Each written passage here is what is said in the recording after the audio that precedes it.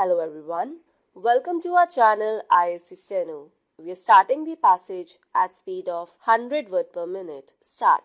Under the circumstances, it is only natural, sir, that we should have some measure by which the university education can be coordinated into something which will cater for national unity and for national recovery in the sphere of education. But unfortunately, this bill, with all the fine things that the mover described yesterday, does not attempt to do anything. For instance, it has gone far beyond the terms of reference, if I may say so, of the University Education Commission with regard to the constitution of a University Grants Commission. From the very title, it is obvious that the University Grants Commission will deal with the allocation of funds that will be permitted by Parliament for educational purposes. That is how it is done in other countries. In England, for instance, the British Parliament makes a grant and the University Commission distributes it among the 19 universities. Here, this is not a compulsory measure. This is not an obligatory measure. Now, this is not the way to reorganize education even at the university level. Sir, I quite agree that universities should maintain their autonomy and they should be independent bodies, and their purpose in our society is that of, say, the Supreme Court or the independent judiciary in the sphere of individual rights. They stand for academic freedom. All these things are essential for a university organization, and all these things can be done by better coordination and better control by the central government. But the question is, does this bill, as it has been presented to us now, make any attempt for, or does it even make provision for attempting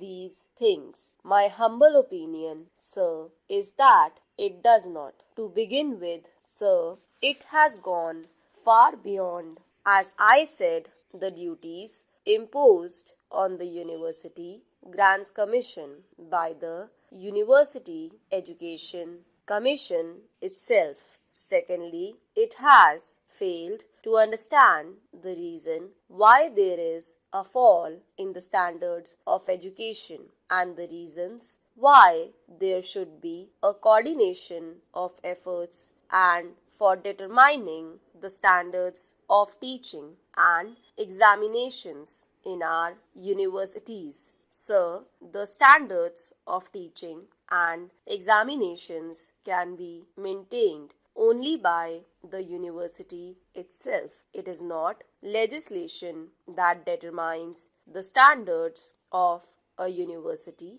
It is not the inspecting bodies that determine the standards of a university. The standards of a university are determined by the teaching staff, by the university authorities, by the academic bodies, and by the morale of students, which also depends upon these factors. Now, there is nothing in this bill, nor is this the kind of a bill which is needed to ensure these things. Already in this country, we have other educational bodies. We have from time to time our Vice Chancellor conferences. We have the Inter-University Board, and we have the Central Advisory Board of Education. All these bodies deal with the problems arising in universities. The problems arising out of this amorphous growth without any rule or without any order or without any plan or without any design or without any policy. Now, these things have not been dealt with by these advisory bodies. Therefore, if the government thinks that a statutory body should be created, then I should say that this is not the kind of bill that should be produced. Secondly, sir, what is the means of control that the organization will have when it is constituted?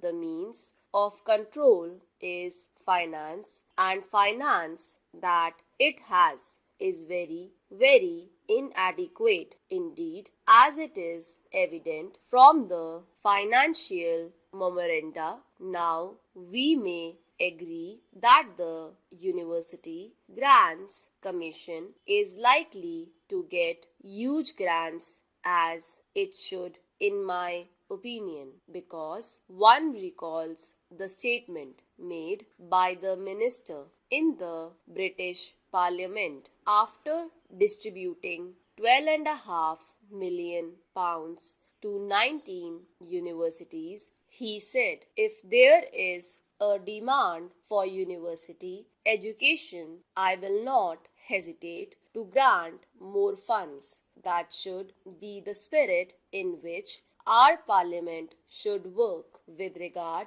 to the encouragement of university education. Now, there is no obligation on the government to supply funds, nor is there any on the universities to apply for funds. Mr. Chairman, sir, the speakers who have preceded me have given a very grim picture of the economic situation, employment situation, and a very depressive situation of the country. I am glad to know that Shri Vasant Sati was speaking in 1979 in favor of this sort of a bill, and I am very glad that he has again contributed to the debate in a very constructive manner. Well, we have figures galore, statistics galore, but figures and statistics would not solve our own problem. Every year, the figure of 8 million unemployed is added. We are sending rockets into the sky, but we are not spending enough money for the poor and the needy people of this country. We have made serious mistakes in various fields, as has been pointed out by Shri Vasant Sati. Stop.